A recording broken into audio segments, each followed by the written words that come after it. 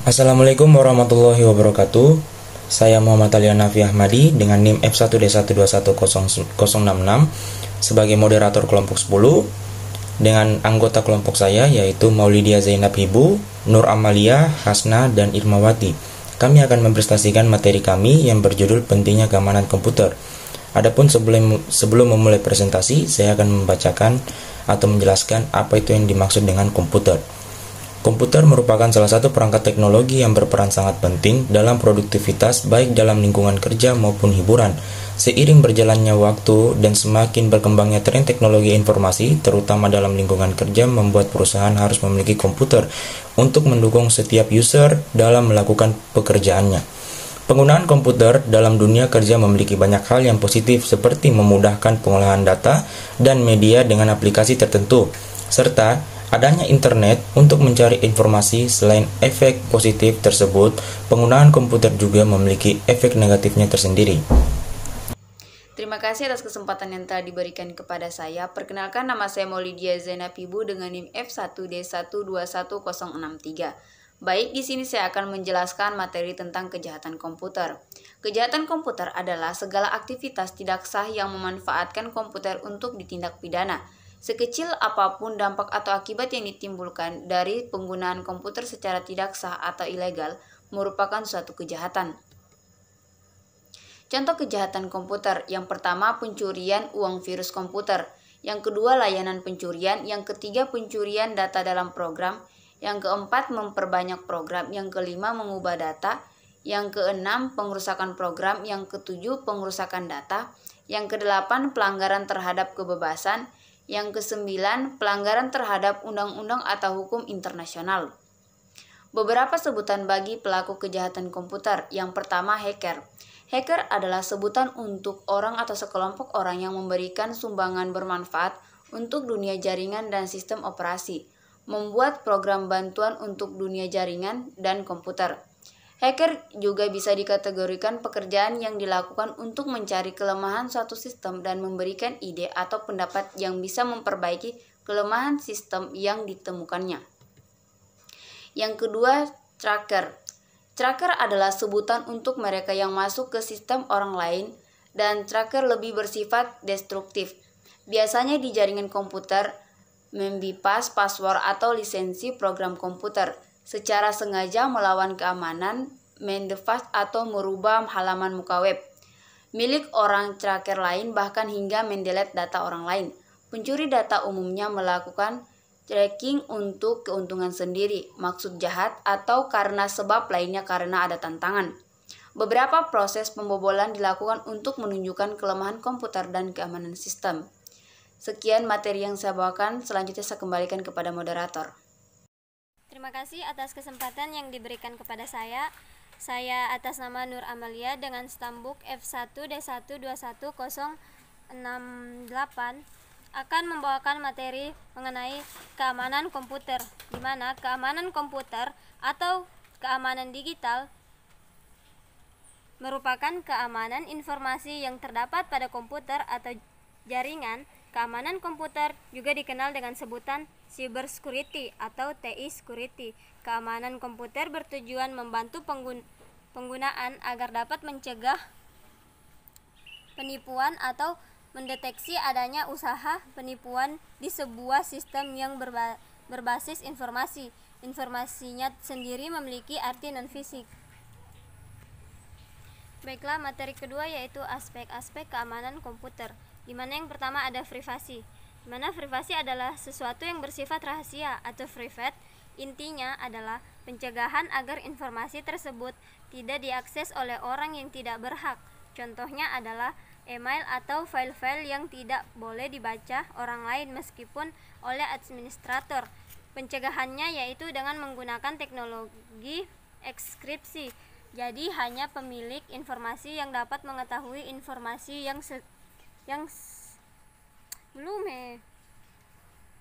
Jadi hanya pemilik informasi yang dapat mengetahui informasi yang sesungguhnya. Yang kedua itu ada confidentiality, merupakan data yang diberikan ke pihak lain untuk tujuan khusus, tetapi tetap dijaga penyebarannya. Contohnya data yang bersifat pribadi seperti nama, alamat, nomor KTP, telepon, dan sebagainya. Confidentiality akan terlihat apabila diminta untuk membuktikan kejahatan seseorang, apakah pemegang informasi akan memberikan informasi kepada orang yang memintanya atau menjaga kliennya. Yang ketiga ada integrity. Penekanannya adalah suatu informasi tidak boleh diubah kecuali oleh pemilik informasi. Terkadang data yang telah terinskripsi pun tidak terjaga integritasnya karena ada kemungkinan ciphertext dari enskripsi tersebut berubah. Contoh penyebarannya integritas ketika sebuah email dikirimkan di tengah jalan, disadap dan diganti isinya sehingga email yang disampaikan ke tujuan sudah berubah. Yang keempat ada authentication. Ini akan dilakukan sewaktu user logging dengan menggunakan nama username dan pasportnya. Apakah cocok atau tidak? Jika cocok diterima dan tidak akan ditolak. Ini biasanya berhubungan dengan hak akses seseorang apabila dia mengakses yang sah atau tidak. Apakah dia mengakses yang sah atau tidak? Yang terakhir ada accountability.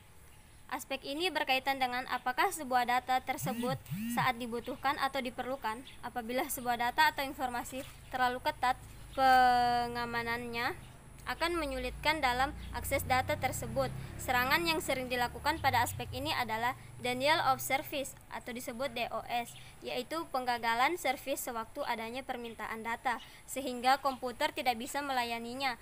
Contoh lain dari denial of service adalah mengirim request yang berlebihan sehingga menyebabkan komputer tidak bisa lagi menampung beban tersebut dan akhirnya komputer down. Mungkin itu saja yang dapat saya sampaikan. Selebihnya saya kembalikan kepada moderator. Terima kasih atas kesempatan yang diberikan kepada saya. Saya atas nama Hasna dengan NIM F1D121-056 sebagai presentator ketiga.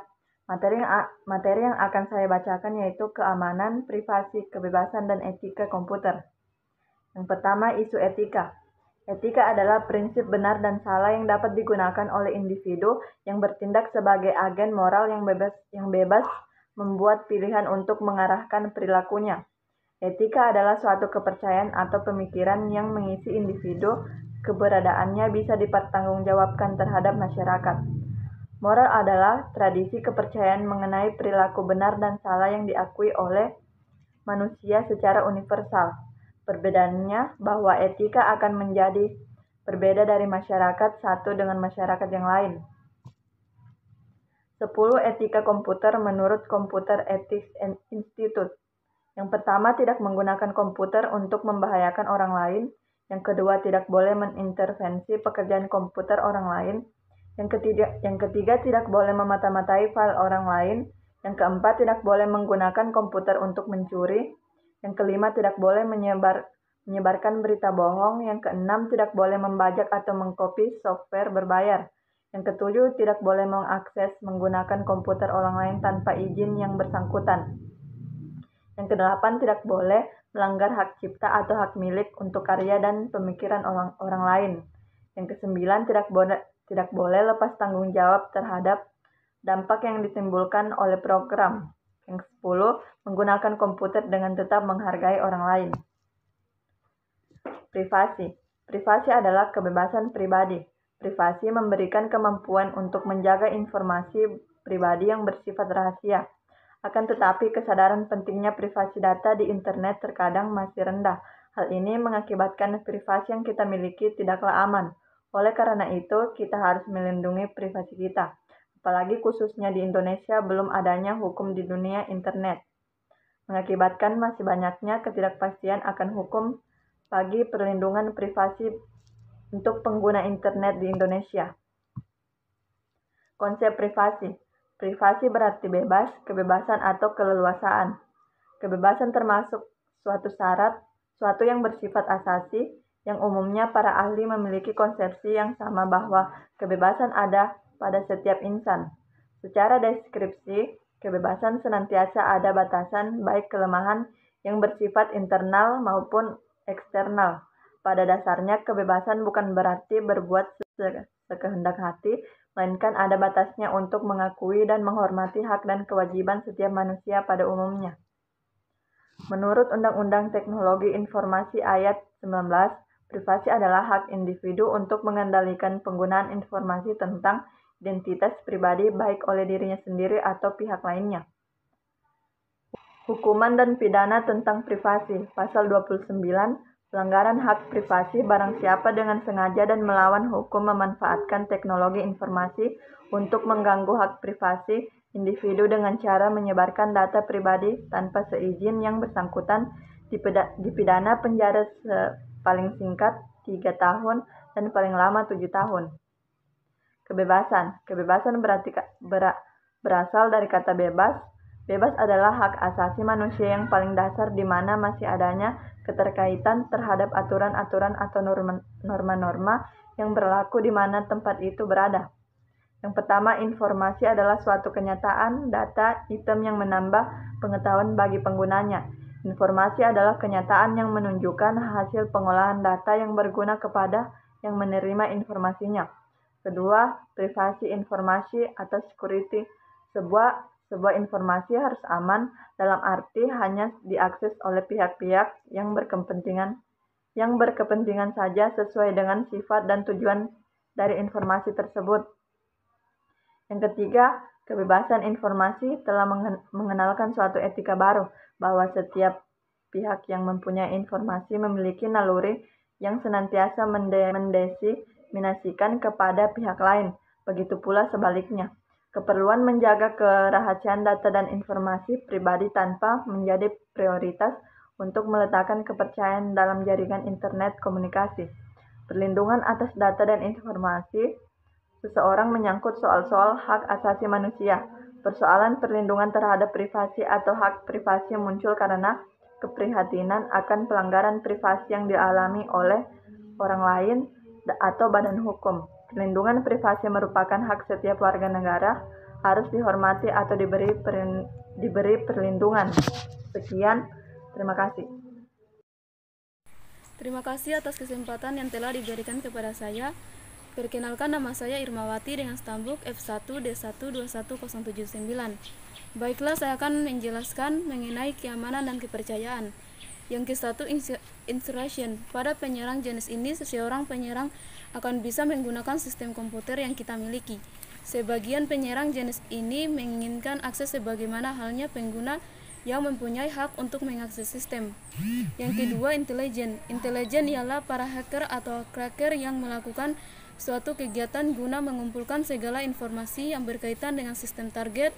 Berbagai cara bisa ditempuh guna mendapatkan informasi tersebut, baik melalui internet, mencari buku-buku maupun jurnal. Yang ketiga, land and touch. Land and touch ialah salah satu macam serangan terhadap suatu server atau komputer yang berhubung dalam suatu jaringan yang bertujuan guna menghentikan layanan yang diberikan oleh server tersebut sehingga terjadi gangguan pada ataupun jaringan komputer tersebut. Yang keempat, logic bomb. Logic bomb adalah program yang dimasukkan ke dalam sebuah komputer yang bekerja guna memeriksa kumpulan kondisi di sistem. Apabila kondisi-kondisi yang dimaksud ditemukan oleh program tersebut, maka program akan mengeksekusi perintah-perintah yang terdapat di dalamnya. Yang kelima, operation system fingerprinting. Istilah ini mengacu kepada kegiatan menganalisis sistem operasi pada sistem yang akan diserang. Ada beberapa cara yang bisa dilakukan. Cara yang paling umum ialah melakukan telep ke server. Jika server yang dituju mempunyai fasilitas internet, biasanya ada banner yang menunjukkan sistem operasi yang dipakai. Keenam, smear attack. Smear attack ialah serangan yang dilakukan dengan mengubah alat IP dari datangnya request atau IP spoofing. Penggunaan IP spoofing jenis ini memungkinkan respon dan ping tadi yang dialamatkan ke komputer yang dialamatkan dipalsukan. Yang ketujuh, scanning. Scanning merupakan kegiatan para hacker atau cracker untuk mengidentifikasi sistem yang menjadi target serangan dan juga mencari celah keamanan yang akan digunakan untuk menembus suatu sistem. Kegiatan scanning dan sisi jaringan sangat berisik dan juga mudah dikenali, kecuali apabila menggunakan stealth scanning. Yang kedelapan, backdoor. Seperti namanya, backdoor adalah suatu akses pintu belakang yang diciptakan hacker setelah berhasil menjebol suatu sistem. Hal tersebut dimasukkan agar para hacker mudah mendapat akses kembali ke dalam sistem yang diserang tadi. Ada 4 faktor yang merupakan cara untuk mencegah terjadinya serangan atau kebocoran sistem. Yang ke-1, desain sistem. Desain sistem yang baik tidak meninggalkan celah-celah yang memungkinkan terjadinya penyusupan setelah sistem tersebut siap dijalankan. Yang kedua, aplikasi yang dipakai. Aplikasi yang dipakai sudah diperiksa dengan seksama untuk mengetahui apakah program yang akan dipakai dalam sistem tersebut dapat diakses tanpa harus melalui prosedur yang seharusnya dan apakah aplikasi yang sudah mendapatkan kepercayaan dari banyak orang. 3. Manajemen. Pada dasarnya untuk membuat suatu sistem yang secure tidak lepas dari bagaimana mengelola suatu sistem dengan baik. Dengan demikian persyaratan good practice standard seperti standard operation procedure atau SOP dan security policy haruslah diterapkan dan di samping memikirkan hal teknologinya. Yang keempat, manusia atau administrator.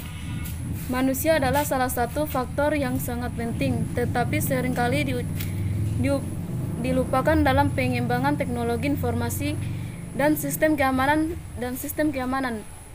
Sebagai contoh, penggunaan password yang sulit menyebabkan pengguna malah menuliskan pada kertas yang ditempelkan di dekat komputer.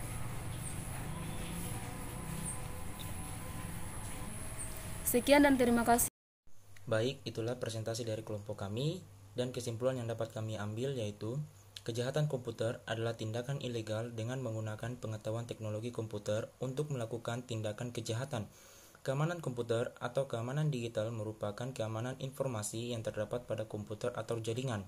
Sasaran keamanan komputer antara lain adalah sebagai perlindungan informasi terhadap pencurian atau korupsi, atau pemeliharaan ketersediaan seperti dijabarkan dalam kebijakan keamanan sistem. Keamanan sistem komputer merupakan sebuah upaya yang dilakukan untuk mengamankan kinerja daerah tersebut.